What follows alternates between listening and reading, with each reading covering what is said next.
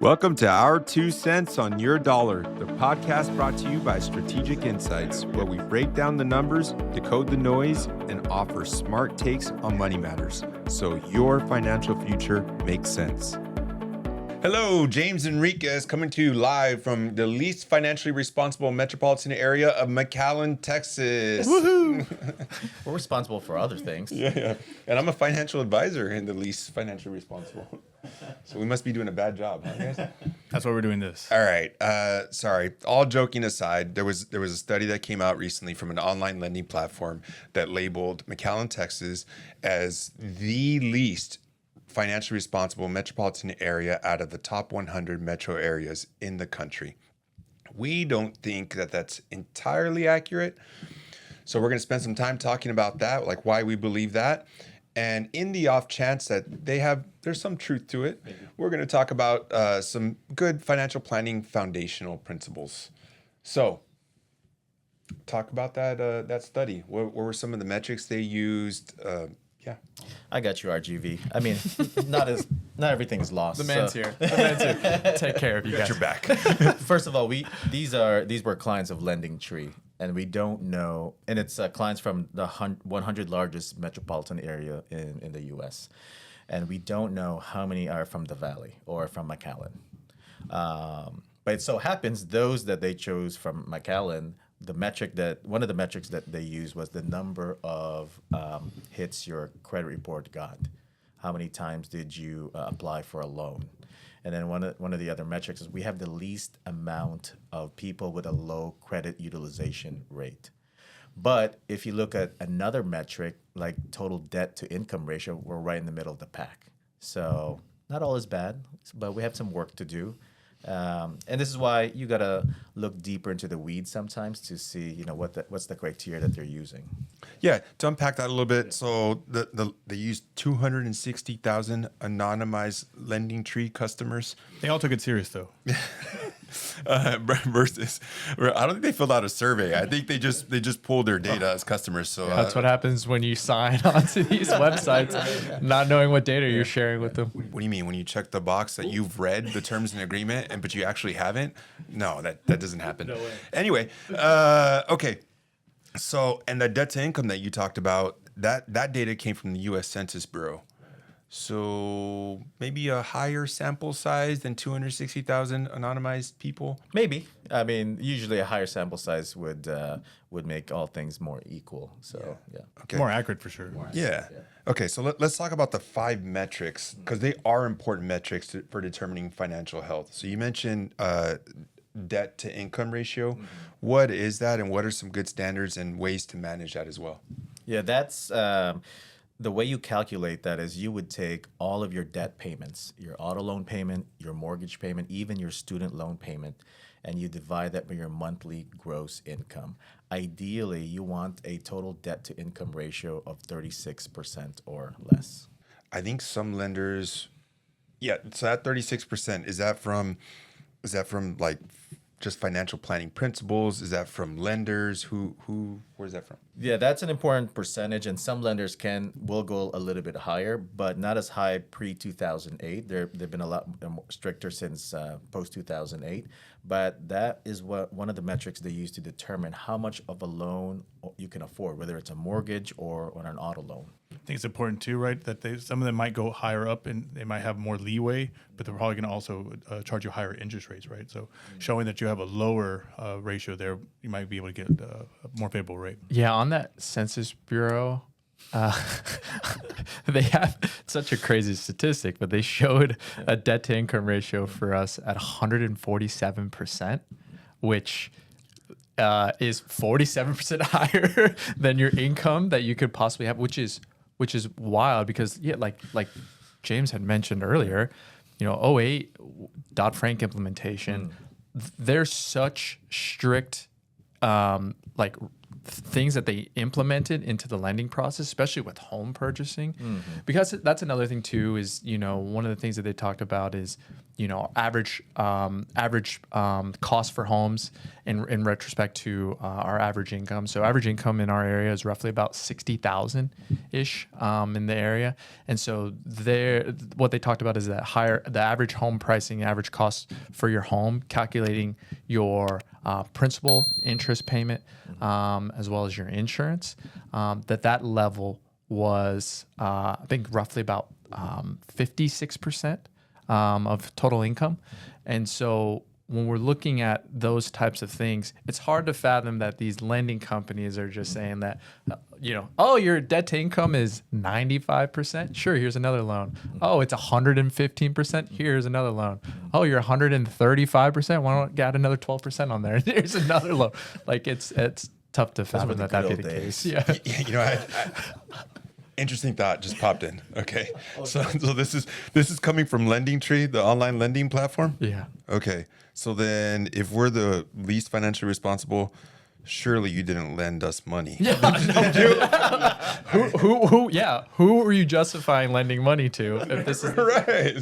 So who's really at fault here? Anyway, Maybe not so bad after all. yeah, right. Yeah. You're right. You gave us money. Maybe. How did you get that data if we're not working with you? Because you're lending us money. Okay, so I'm gonna get on a soapbox for a little bit because you mentioned home affordability. I think that's kind of what you're talking about. Yeah. So I think the stats in one source here, and Noe can back me up on this or not. I think it's from data.io. Not really sure where that information comes from, but the median salary down here is 60,000. The median home value is 174,000. Another source, I think, is Realtor.com, puts the average home sales price down here of 274. As of the time of this filming, as a country, we just hit the highest home affordability ratio. I think that's the name of the ratio. You want to be around a 3. We hit it as a 5. Here, if you take the 60 and the 274, that's about 4.5. So we're a little bit less than the national average right now. I think it's also cause for concern that home affordability is its highest that it's ever been. Right. So these principles here are gonna help us manage all that. Yes. Yeah. Because math is math. Because there's two ratios. There's the front end ratio, and then there's the back end ratio. So you might be living in an area where home affordability is better, and so your housing ratio is when you take your rent or your mortgage payment and you divide that by your gross income. Ideally, you want it 28% or less. So you might have a good ratio, but you also have to look at your back end ratio, look at your total debt to make sure both are in good standing. Yeah. Yeah. Okay. So you could use this as a budgeting tool. Yes. I've also heard of the 50-30-20 rule. Can y'all talk a little bit about that and if that's an appropriate budgeting tool? Most definitely, right? So 50% are needs, 30% are wants, 20% are savings debt repayments. And so I think it's very important that people understand on their budget aspect of it where their money's going. So I think we use an example of $60,000 of income, that's the average income for down here. So $1,800 should be going towards housing of some sort, nothing more than that. And I think that's kind of the issue that we have here is that sometimes people overextend and pushes the other thing into other buckets. That's the thing is that it's not just here. I think that's a national issue. Like there's just typically people don't take into account those percentages truly because we're talking about what the approval amounts are, right? But when you look at good planning and taking into account those percentages, that's not just a here thing. That's a national thing that happens quite often. Yeah. So to your point, they analyzed 100 largest metros from least financially responsible to most financially responsible. Which one was number one? Which one was the most financially responsible? And what was their debt to income ratio? San Jose and Des Moines, Iowa. I can't quite remember their debt to income ratio, but it was the lowest, obviously. So Obviously. I thought you mentioned wasn't Colorado Springs The worst. yeah. the worst what? Debt to income ratio. But they're still not the least financially They're not the responsible. least. That's right. That's right. Yeah. Yeah. They passed the other test. What were they? 200%? Over 200% of debt to income ratio. Yeah. Which also kind of tracks, right? So Colorado, high cost area. Yeah. Yeah. Have you ever skied there? Whew. Yeah. Beautiful, by the way. Yeah. No, Worth it. I haven't. My debt to income ratio is 147%. Sorry. Anyway, Doesn't call for that's it. not true. Doesn't That's call not true. for it. Okay. One of the other metrics, moving along, one of the other metrics you mentioned was, I think you mentioned credit card utilization. What is that? So ideally, you want to have a credit card utilization rate of 30% or less. It's how much of your credit card balances that you're using. And so if you have a $10,000 credit card balance, ideally you want to use up to $3,000 or less. And so in the study, we had the least amount of people that had a credit card utilization rate of 30% or less. And I think sometimes people don't realize that there's reporting factors that come in play. So some people might max out their credit card and then might pay down the credit card at the end of the month. Therefore, right on the reporting aspect, it looks like they're using all their credit. Even though they're being responsible and paying, they still might be receiving some sort of negative remarks that because of how they're paying. Or even worse, sometimes they're paying after the date, right? So they incur late fees and other issues. But so I think them understanding that they can probably make more than one credit card payment, check with your cards to help also make sure they stay on that rate. Why is this number important?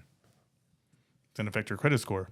Yeah, it's a big determinant for credit card companies to determine credit score, and so and to be fair, it makes sense, right? Because what it does for these credit bureaus and for the credit card companies and understanding the individual is determining what their dependency is with debt, and so individuals that have a high dependency, they're utilizing the whole entire credit limit regularly to take care of their natural needs.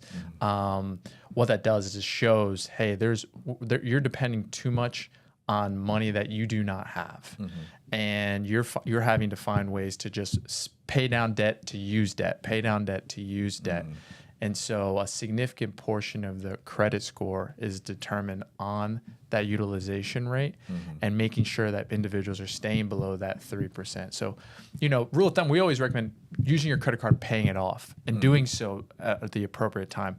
Luckily, we had some boots on the ground interviewing individuals in McAllen on when they're paying their credit cards. No, we didn't, but we wish. That would have been really cool. I was getting excited. We did. Pull it up. I didn't know you did that study. I was like, we're moving on up, sir. When did you pay your credit card off like that? But I'm sure there's individuals that don't realize, that that's a really important timing thing, and it gets reported different. Each credit card company reports it differently as far as how it's determined of what the utilization is. But why is my credit score important? Because it's going to affect your interest rates, right? I think that's a big thing, right? So if you have a higher credit score, you're going to pay lower interest rate on any loans, cars, housing. Therefore, that can save you a lot of money in the long run. If you are on the opposite spectrum, where you have a low credit score, right, it's going to be you're going to pay a lot more for borrowing.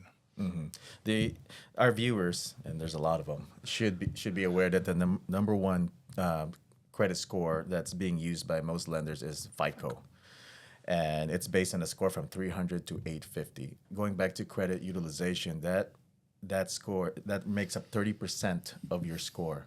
The number one metric that makes up 35% of your score is your payment history.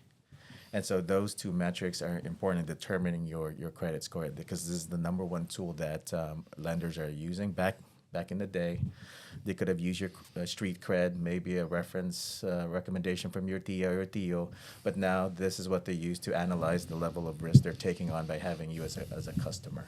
And I think it's something really simple just on that payment history, right? Going back to nowadays with technology, right? It's very simple and easy to set up some sort of reoccurring payment to make sure you never miss a payment, right? Because those can really hurt your score.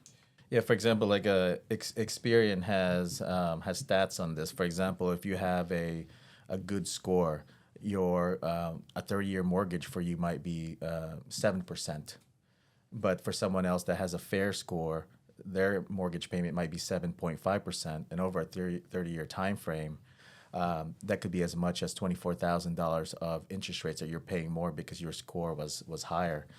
But it gets worse when you're actually looking at shorter loans like auto loans. The difference could be huge. It could be 2% plus. And so we just ran a calculation. If you have a $40,000 auto loan and you have a 2% difference in interest. One has 5%, the other one has 7%. After a 5-year time frame, it's an $18,000 difference in interest rates for such a short time frame. So the credit score matters, and for these reasons. Yeah. But I don't believe in debt. I'm not going to buy a home or a car. So what does it matter? Options, we live in South Texas, and we have we have clients that we work with that in some situations, depending on the interest rate, it's better to invest the money. And so if you're getting a lower interest rate, typically if it's below 6.8% or 7%, studies have shown that it's better to invest that money. And so those things you have to take into consideration. Yeah. Yeah. Oh no, I was just gonna. I mean, I just wanted to reiterate, like, the credit score impacts everybody, right? It does not matter what your net worth is, what classification, how you stand in regards to just your financial well-being. Your credit score is impactful for everybody. So, we deal with high net worth clients, and we've seen high net worth clients get into situations where they need lending and have poor credit scores, yet their net worths are in the millions and have issues getting lending because their credit score is so poor. And so, to Credo's point, it's so impactful, and that FICO score is so impactful that, there could be a higher probability of somebody that has less income than you because of how much more improved their credit score is than yourself, and their probability of receiving or getting granted a loan is higher. Yeah, I think it's also very important for younger viewers, right, to understand the impact on their credit score, because as their credit score is being developed, having negative credit scores could really be detrimental to their job applications, right? There are certain occupations out there that will not hire you if you have low credit scores because you are at-risk individual, even though that it was just one credit card per se, right, that they went wrong on, right? So I think it's very important that they understand that it does impact everything. Yeah. And so when you say some higher net worth clients needing lending, that even applies to business loans or lines of credit, right? Like if you're going to go acquire a business. Yeah, they look at personal credit scores whenever you're going to do something like that, right? So, if that could hinder you from making a business purchase or adding a line of credit and to be able to expand that small business or whatever the case may be, neglecting that can be detrimental.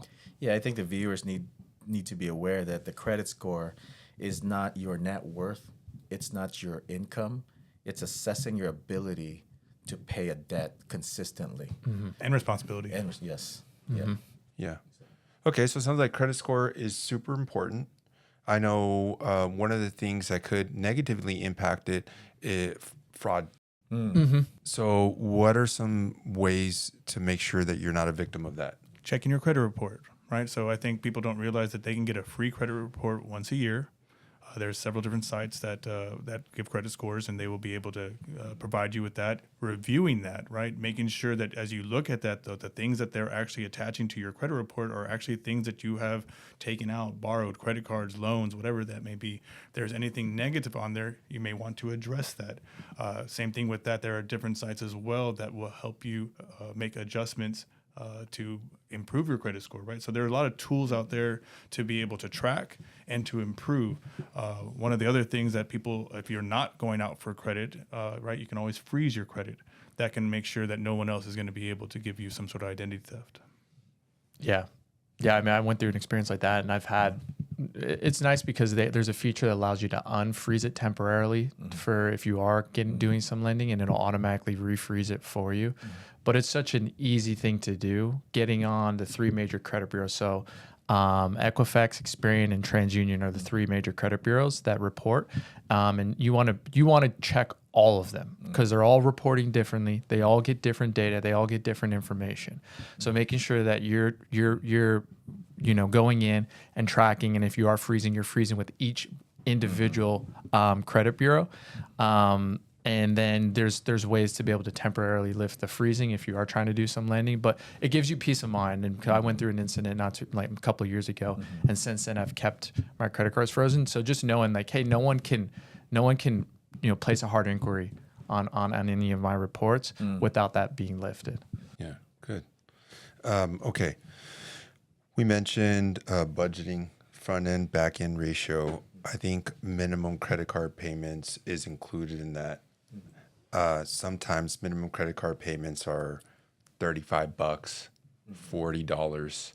So there's situations where you can make the minimum payment, but you have a huge balance, Yeah. and it would take you. I think I could say this, decades. Yeah. Yes. Yeah. If you were to make the minimum payment. Yep.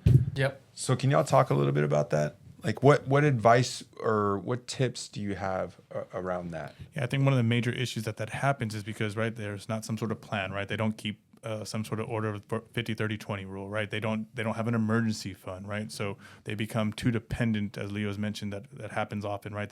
They're spending more than they're having come in, right? So I think having some sort of an idea of what your cash flow is, having some sort of emergency fund to be able to handle any sort of outliers that may happen. You know, we live in South Texas, right? So I always tell clients, if a hurricane happened today, would you have enough to cover your house, health, and vehicle, right? Would you be able to support all that with the deductibles?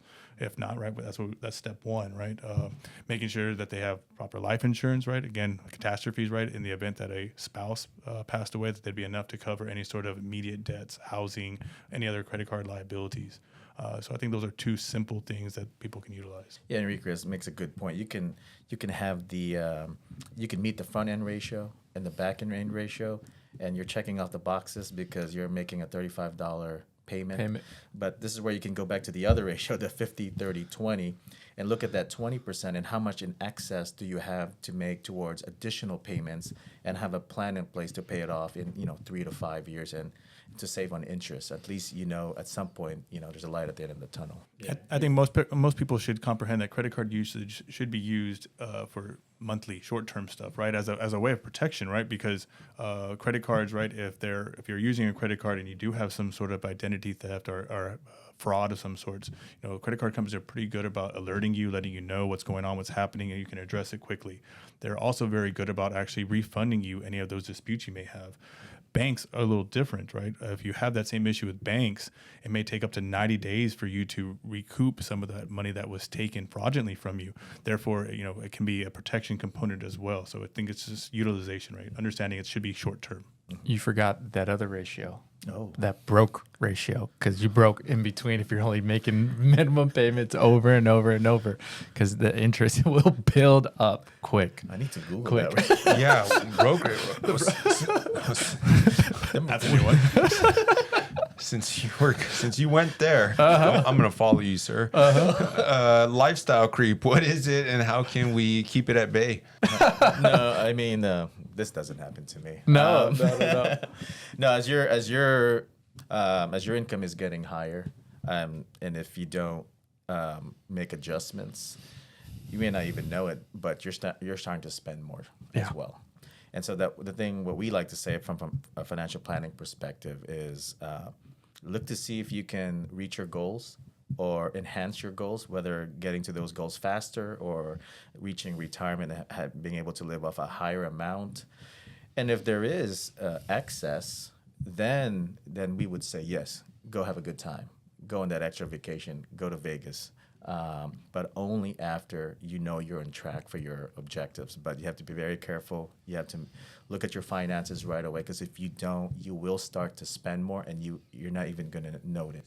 Yeah, I think the big thing is like almost all the stuff for improvement, right? You got to start keeping track. Somehow, some way, you need to keep track of what you're spending and what you have out there, right? Because if you don't keep track of it, then things can get out of hand, and I think that's where people get in trouble. Yeah, you see it a lot, right? With individuals, your income increases 10%, and then another 10%, and then another 10%, and then you start to think about, oh well, the car I have, I've been driving it for a couple of years, and It's like a real it's personal scenario. scenario. or how you really feel. that They hit home too. that house, Close to home. that house, maybe not fitting the needs that we need anymore, right? So downsizing. Yeah. But it happens. It happens way too often, right? As far as people they start making more, and they think in the back of their mind, oh, I can spend more. And so that you just continue in this cycle, right, of this dependency. And what ends up happening over time is that you end up building up a debt level that is a lot higher than your income because of interest that's built up significantly over that time frame, and it snowballs. And so, yeah, we see it. Clients, with annual incomes over $1 million and negative net worths, right? It happens. And so the lifestyle creep is a real thing. Yeah. So what are some real world actionable takeaways or strategies to make sure you don't fall victim to that? Yeah, I think Like pay yourself first. right. Yeah. What is that? I hear that. What does that mean? So it's an idea of making sure that you're paying towards your financial goals before your spending wants, right? So understanding that, hey, I'm building up an emergency fund. I'm, planning for retirement. I'm planning for college education, taking your income, putting it into those buckets, putting towards those goals that you have for yourself and your family. Then and taking care of your needs, right? Your just traditional expenses and needs for living. And then anything on top of that, whatever is left over, that's yours to do whatever you want with, right? And so if you can be disciplined and sticking to those strategies, right? And making sure that you're paying yourself before doing any of that other stuff, then there's no way that you're going to be overspending. It's impossible. So if sorry guys, I like math. Ooh. Do you really? Yeah, but for easy math, let's say I were to get, I have all those. I have debts, I have savings accounts, I have insurance needs. I have all that. If I get an extra $10,000 a year salary raise, how should I divide that up? First, I think you want to make sure you have your emergency fund set up, right? And there's different ways to determine how much you need in emergency cash. 3 to 6 months of living expenses is a good kind of rule of thumb for that. So I think that's priority one. After that, if you're able to make additional tax deferred contributions up to the match of whatever your employer is providing, if you're not doing that, make sure you're doing that. That's free money right away, right? And then going from there, we can look at things like HSA savings accounts, a really beneficial investment savings account. Then from there, what else? What else on top of that? Debt. Yeah. High interest debt, of course, right? So anything, rule of thumb, really anything, I would say double digits in regards to interest rates. So taking care and knocking down that high interest debt, I would do that before HSAs. And then after that, lower interest debt, things in the like 7.5% range, you can look at starting to take off at that point in time. And then you get to a blessed point where you have no more debt. You're saving into retirement accounts, getting the match, saving into your HSA, doing all those things. Then you can look at utilizing taxable investment vehicles. Can I make an observation? Sure. I didn't hear any of y'all say go buy something else. Like what? Like downsize, different house, different area. No, sorry, tongue in cheek. Just to be clear, don't automatically go get another car or upgrade your house just because you get a pay raise. Right. And those are some strategies to become financially responsible. Everybody's path is going to look different, but those are some of the guiding principles. So thank you for tuning in to another episode of Our 2 Cents on Your Dollars. Please make sure to follow, like, and subscribe. Thank you for joining us on Our 2 Cents on Your Dollar, proudly presented by Strategic Insights. If today's conversation brought you clarity, please pass it along, and don't forget to subscribe, share, and check the description below to learn more about us. Until next time, stay informed, stay invested, and stay strategic.